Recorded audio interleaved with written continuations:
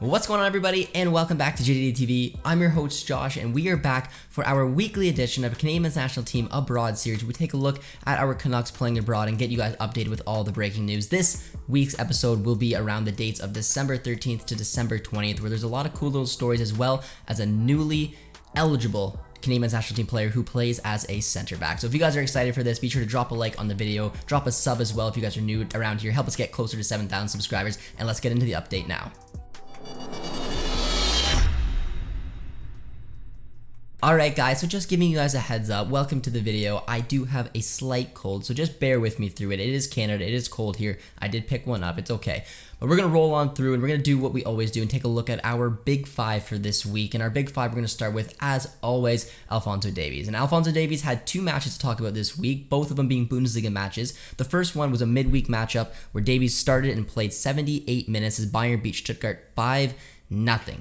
Davies was solid, playing as a left back in the 4-2-3-1 setup. He picked up a yellow card, created chances, and did basically what Davies does. It was not an entertaining match by any stretch, but Stuttgart were heavily involved early on and had their chances to really put the pressure on Bayern. But as you and everyone else knows who watches the Bundesliga, if you do not take chances against Bayern, you are going to be punished. And Stuttgart, within a matter of 5 minutes, allowed 3 goals late in the second half, and it just ended up being one of those matches where Bayern walks away massive winners, and Davies walks away once again with an impressive performance. At the weekend was a bit of a different story, as Stuttgart gave a little bit of problems for Bayern. Wolfsburg did not. Wolfsburg came here not to lose 10-0 was the mindset, and Bayern were absolutely incredible. They were good right from the off. Davies looked very good as well. He started and played 80 minutes as a left back in a 4-2-3-1 setup, and it was one of those matches where he just had so much time.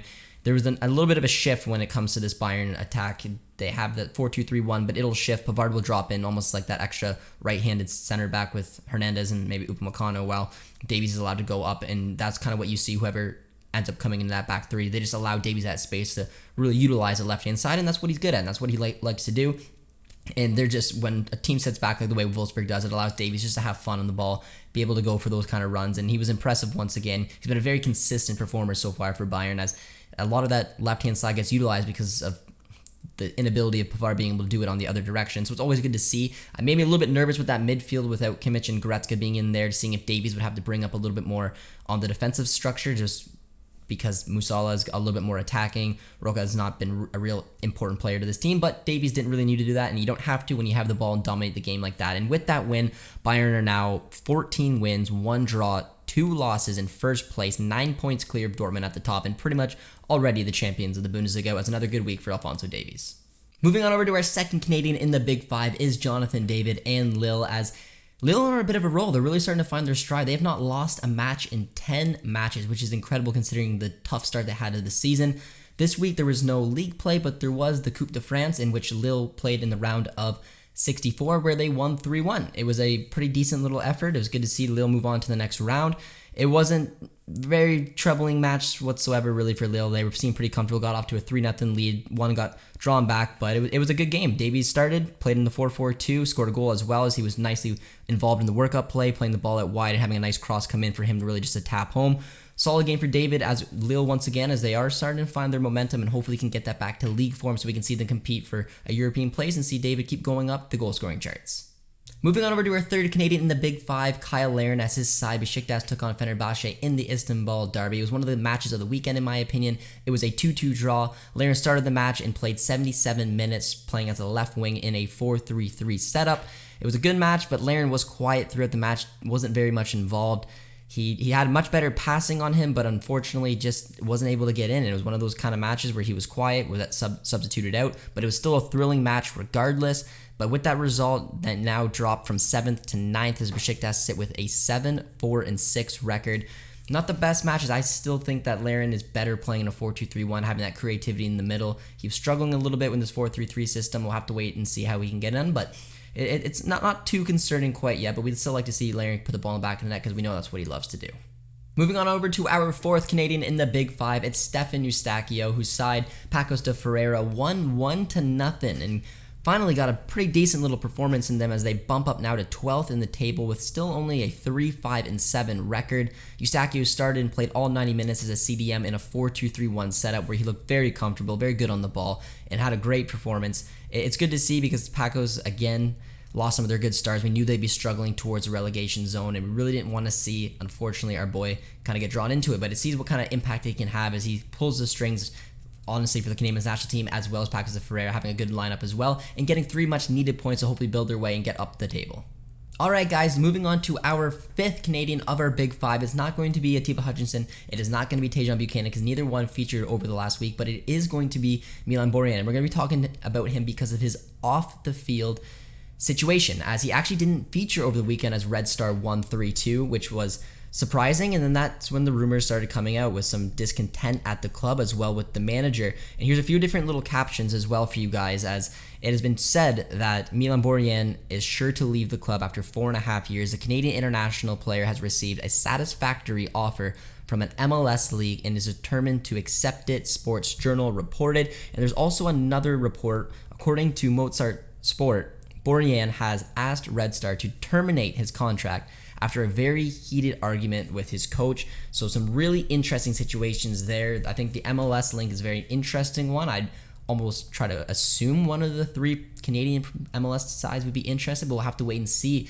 As I mean, we've been talking about him on this Canucks Abroad of just picking up clean sheet after clean sheet, having a very good season. And now to see these reports come out is very interesting. Not seeing eye to eye with his manager is obviously a big issue of it, and we'll have to really keep an eye to see the way that this comes down. But I'm curious to get your guys' opinion and see if the MLS would be a good fit for Milan Borjan.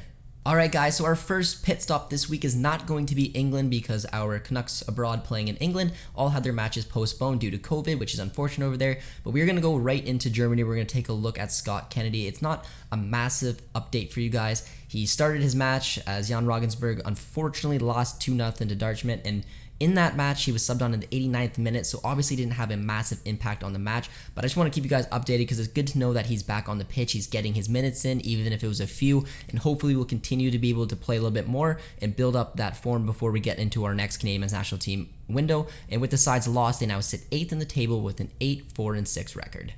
Heading on over to the Netherlands now, guys, we're going to take a look at Charles Brym, whose side Eindhoven at the weekend drew against Roda 1-1. Brym started the match and played 80 minutes playing as a right wing in a 4-3-3 setup. It's really good to see Brym getting these types of minutes. It's great to see. We know that he's had some issues at some times starting with the club, but now we're starting to see a little bit more consistency. He had a good match, was very involved, had good pressing as well as a couple of recoveries, and won a good chunk of his duels as well. So a good week for him with that draw. Unfortunately, though, puts Eindhoven in 8th place with a 9-4-7 record, but still sitting in that last promotion playoff spot.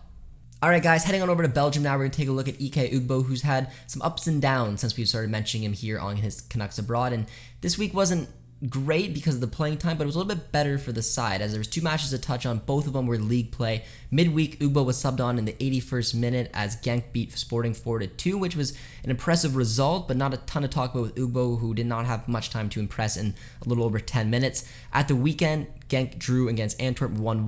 Ugbo was subbed on a little bit earlier in the 70th minute and had a few touches on the ball, but really was not involved in the match. He's struggling. He's second in the depth chart, and it'd be nice if we want to see Ugbo get on because he does have some competition there to maybe see Genk switch it up and maybe have a 2-striker system, which is a little bit of wishful thinking at the moment. And right now it just kind of seems like Ugbo's going to be used a bit part role. But with that couple of results there for Genk, they move up to 9th in the table with a 7-5-8 record. Heading on over to Greece now, we're going to take a look at Derek Cornelius as he had 2 matches to touch on this week, one midweek, one at the weekend.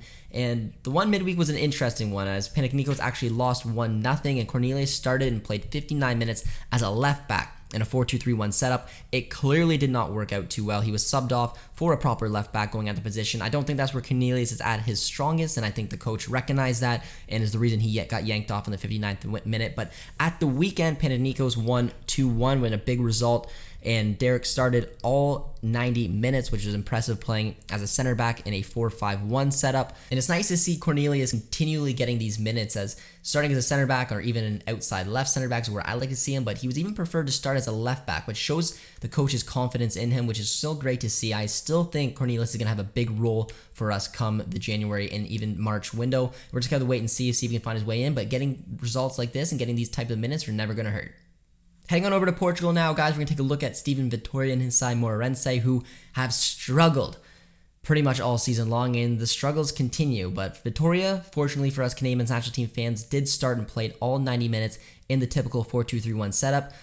But unfortunately for Moreirense, they lost 1-0 and now sit 17th in the table with a 1-6-7 record. Vitoria was solid throughout the match. It was a decent defensive performance, only a 1 goal in it, but still the results are not coming. The relegation battle is absolutely on. That's really where you don't want to see Vitoria, because I think he's better than playing for a relegation battle so far in the Portuguese league, but we're going to have to wait and see how he does.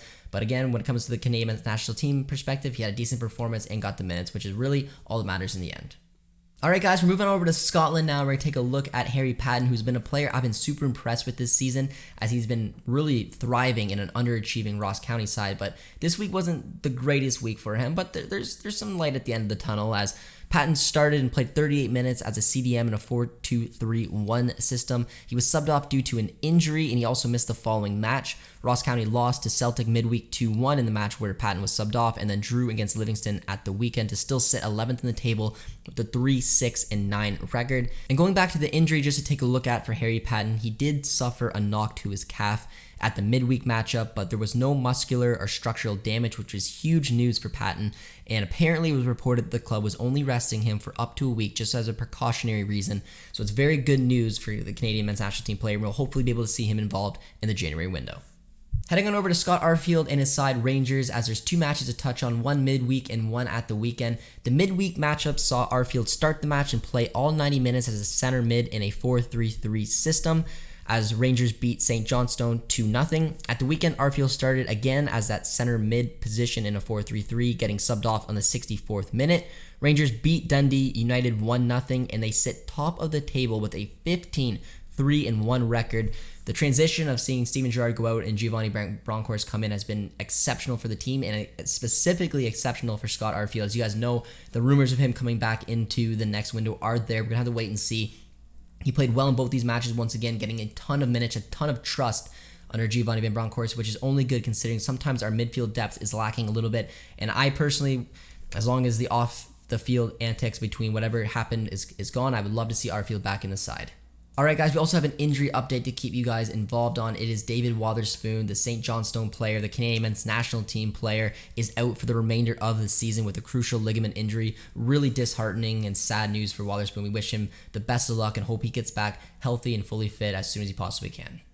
Alright guys, sticking with Scotland, we have a new Canadian national team player, potential Canadian men's national team player abroad to talk to, and that is Sondre Solholm, who is apparently eligible to represent the Canadian national team. So this is going to be our first time discussing him. We'll talk about the interview where he came out and said it, as well as his first match that we get to talk about here on the channel, as he plays as a center back for Motherwell. And at the weekend, he had a way to make every Canadian men's national team fan very excited, as he started and played all 90 minutes as a center back in a 4-3-3 system, getting an assist, a clean sheet, and a man of the match performance as Motherwell beat St. Johnstone 2-0 to sit 4th in the table with an 8-4-7 record. And in the interview with his club Motherwell, we'll give you guys a condensed version of what Solholm basically said in terms of being eligible for Canada. He said that he recently found out that he was eligible for the Canadian men's national team because of his roots, and if it were an option, if they ever wanted to look in his direction, he'd think it would be an amazing opportunity. He's leaving the doors open, which is massive for us. This news honestly put a huge smile on my face, because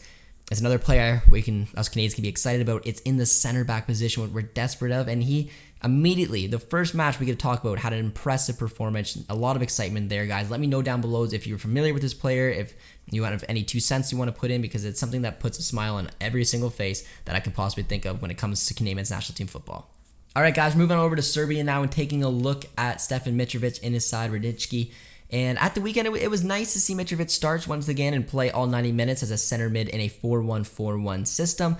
He had a pretty decent performance as well, but unfortunately they did lose 2-0, and with that loss, sits 7th in the table with a 6-9-6 record. Still a young player who's getting a ton of minutes, has the ability to represent Canada, as someone we're hoping and will potentially commit. We're going to hopefully again see him in the January camp as well. So a lot of eyes will be on Mitrovic, and we're hoping to see these performances continue, as well as a potential feature for the Canadian national team. Heading on over to Switzerland now, we're going to take a look at Liam Millar. There's 2 matches to get you guys updated on, both of them for the league. One of them at the midweek was a good little performance for Millar, as well as he started and played all 90 minutes as a left attacking mid in a 4-2-3-1 setup, having a great match, scoring the tying goal as well.